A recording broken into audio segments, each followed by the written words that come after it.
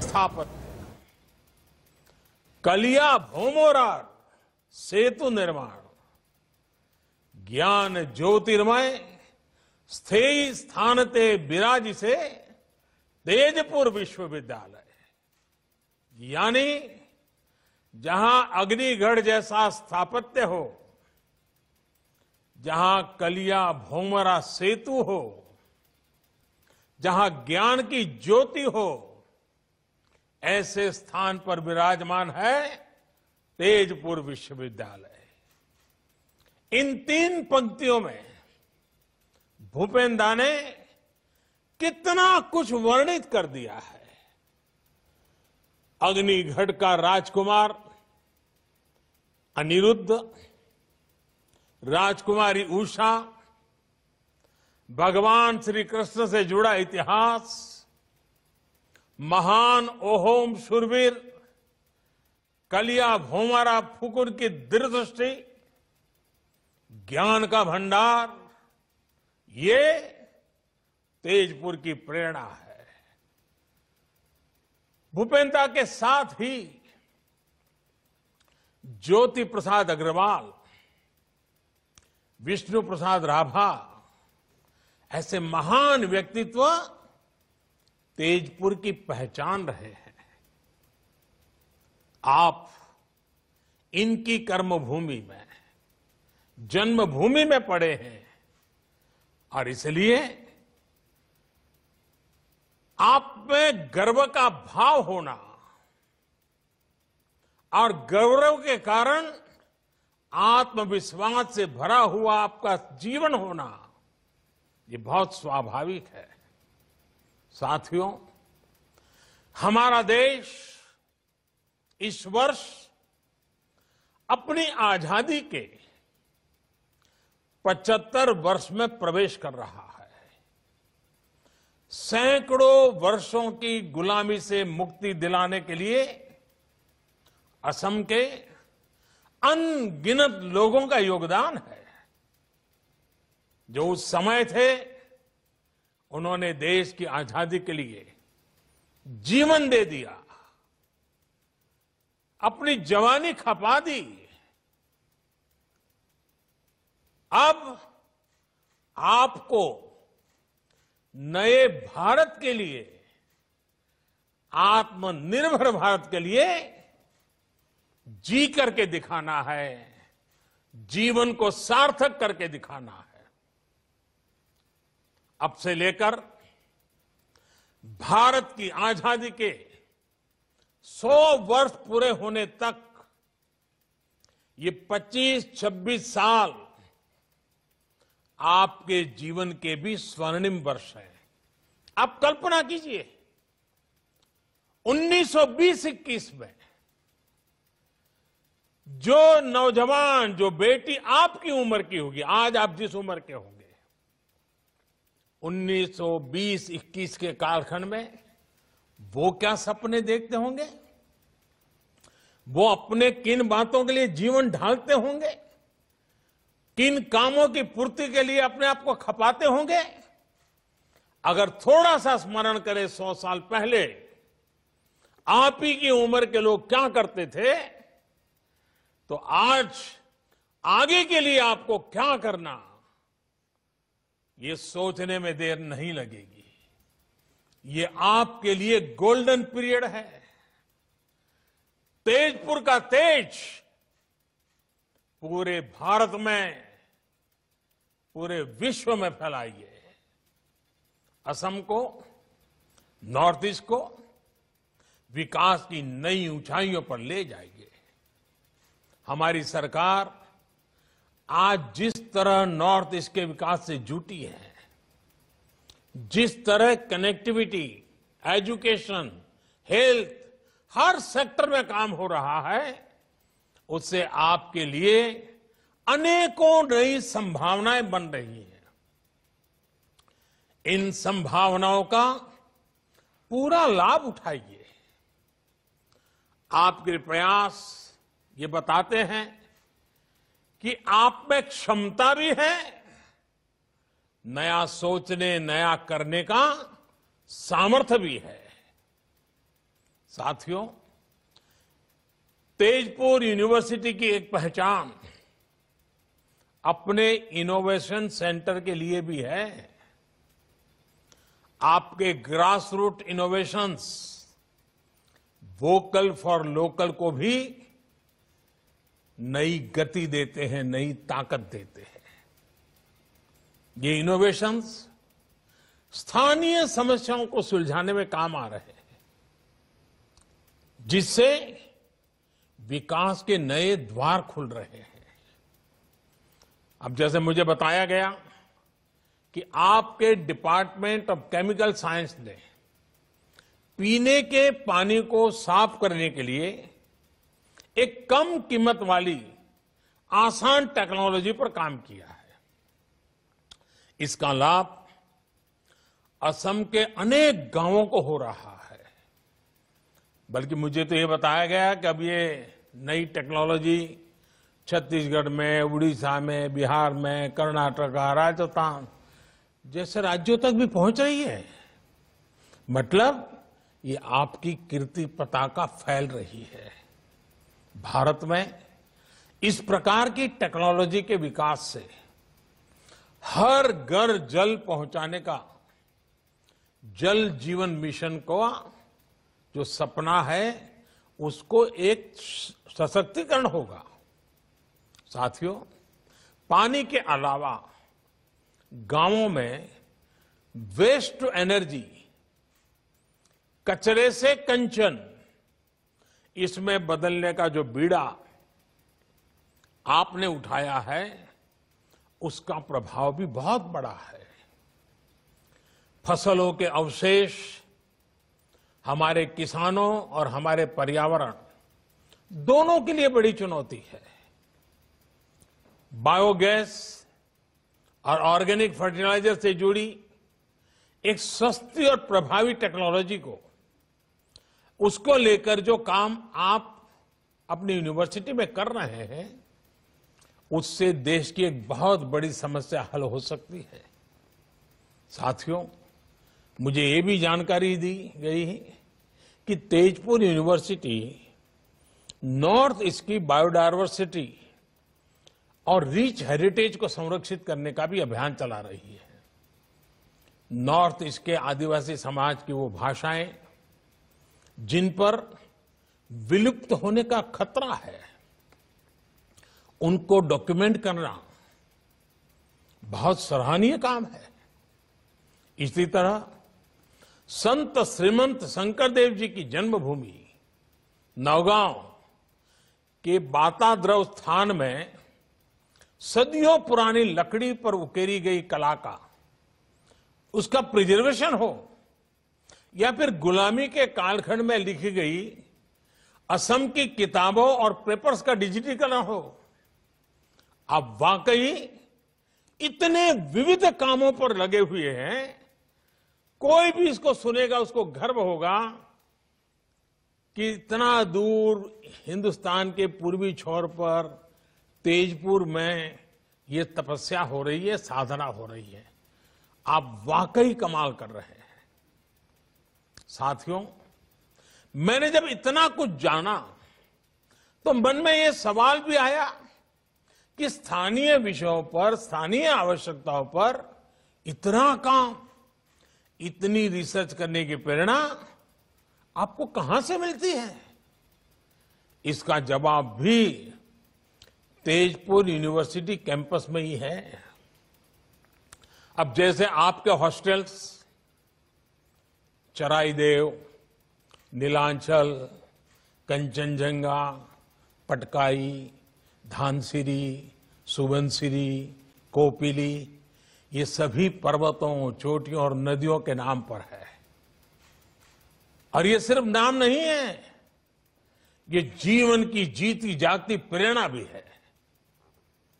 जीवन यात्रा में हमें अनेक मुश्किलों, अनेक पर्वतों का सामना करना पड़ता है, कई नदियों को पार करना पड़ता है। एक बार का काम नहीं होता।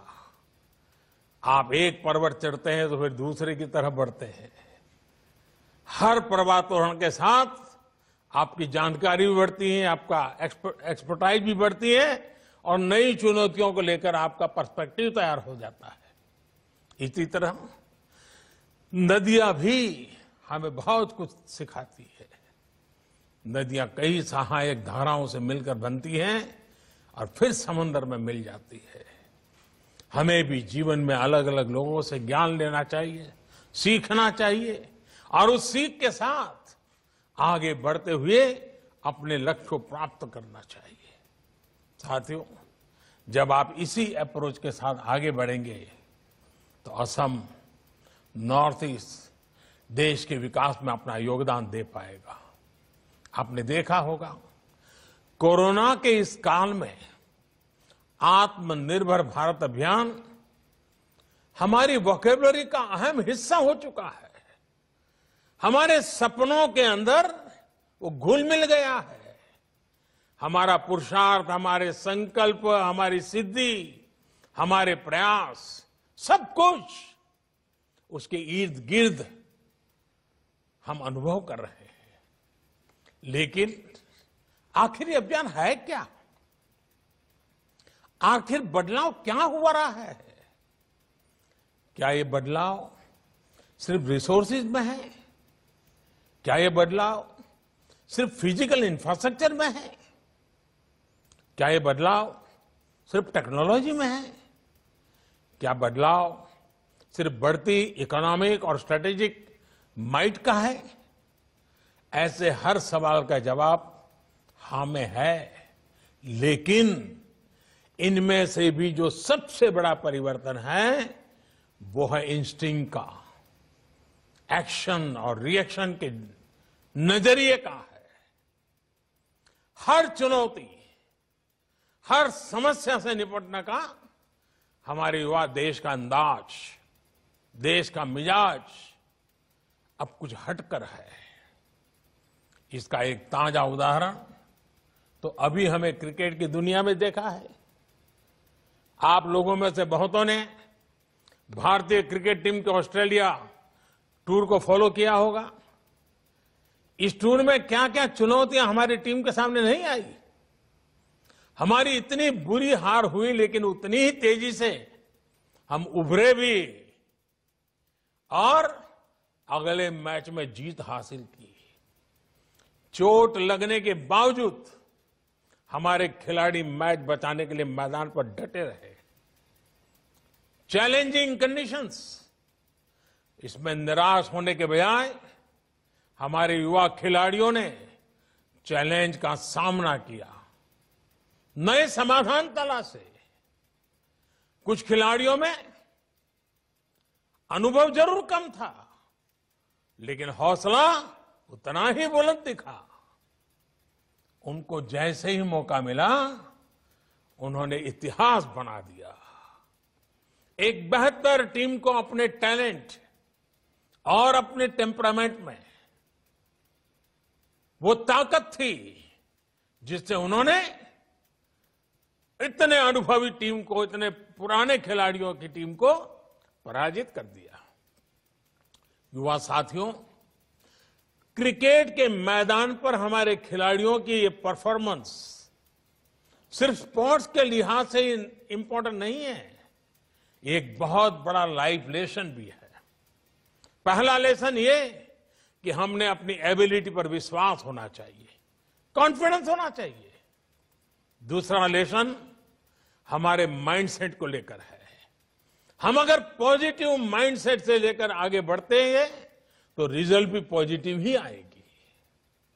तीसरा और सबसे अहम लेसन, अगर आपके पास एक तरफ सेफ निकल जाने का ऑप्शन हो और दूसरी तरफ मुश्किल जीत का विकल्प हो, तो आपको विजय का ऑप्शन जरूर एक्सप्लोर करना चाहिए।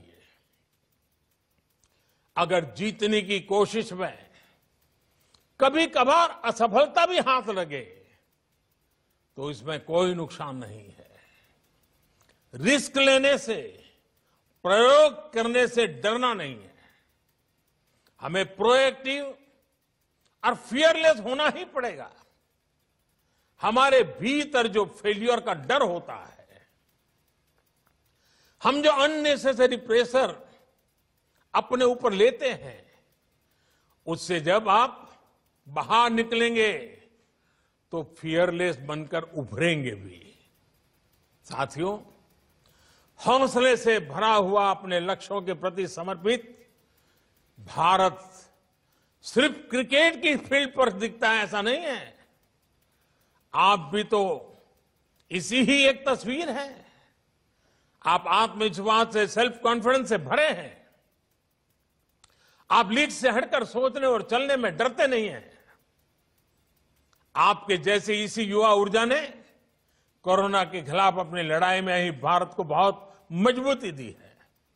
आपको याद होगा, इस लड़ाई की शुरुआत में ऐसी आशंकाएं जताई गई थी कि इतनी बड़ी आबादी वाला भारत रिसोर्सेज के अभाव में कोरोना से तबाह हो जाएगा। लेकिन भारत ने दिखाया कि रिजॉल्व और रेजिलियंस अगर आपके पास है तो रिसोर्सेज तैयार होते देर नहीं लगती। भारत ने यही किया। भारत ने हालत से समझौता करने के बजाय मुसीबत बढ़े इसका इंतजार करने के बजाय तेजी से फैसले लिए, प्रोएक्टिव होकर फैसले लिए। इसी का परिणाम है कि भारत वायरस से ज्यादा प्रभावी रूप में बढ़ पाया, प्रभावी रूप से लड़ पाया।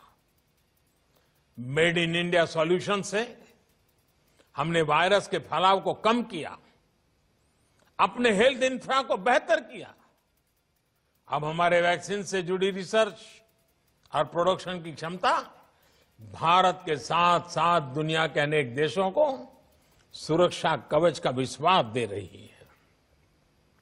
अगर हम अपने वैज्ञानिकों, अपने रिसर्चर्स, अपने स्कॉलर्स, अपने साइंटिस्ट, अपनी इंडस्ट्री की ताकत पर भरोसा ना करते तो क्या ये सफलता संभव हो पाती? और साथियों, सिर्फ हेल्थ सेक्टर ही क्यों, हमारा डिजिटल इंफ्रास्ट्रक्चर ही लीजिए। अगर हम भी ये मानकर बैठ जाते कि भारत में लिटरेसी के अभाव में डीबीटी, डायरेक्ट बेनिफिट ट्रांसफर और डिजिटल लेन देन संभव नहीं है, तो क्या कोरोना जैसे संकट में सरकार गरीब से गरीब तक इतने प्रभावी ढंग से पहुंच पाती? आज जिस फिनटेक में, डिजिटल इंक्लूजन में हम दुनिया के अग्रणी देशों में शामिल हैं, वो क्या कभी संभव हो पाता? आज का भारत समस्या के समाधान के लिए एक्सपेरिमेंट से भी नहीं डरता और बड़े स्केल पर काम करने से भी पीछे नहीं हटता। सबसे बड़ा बैंकिंग इंक्लूजन अभियान भारत में हो रहा है। टॉयलेट बनाने का सबसे बड़ा अभियान भारत में। हर गरीब परिवार को घर देने का अभियान भारत में। घर घर जल पहुंचाने का सबसे बड़ा अभियान भारत में। सबसे बड़ी हेल्थ एश्योरेंस स्कीम भारत में। और अब सबसे बड़ा टीकाकरण अभियान भी भारत में। इन सब का बहुत बड़ा लाभ नॉर्थ ईस्ट को हुआ है, असम के लोगों को हुआ है। ऐसे कार्यक्रम तभी चल सकते हैं जब देश और समाज आत्मविश्वास से भरा हो। देश यथास्थिति को बदलने के लिए, इनोवेट करने के लिए पूरी शक्ति लगा रहा हो। साथियों, आज जिस प्रकार दुनिया में, भारत में नई टेक्नोलॉजी का प्रसार हो रहा है, उससे हर क्षेत्र में नई संभावनाएं पैदा हो रही हैं।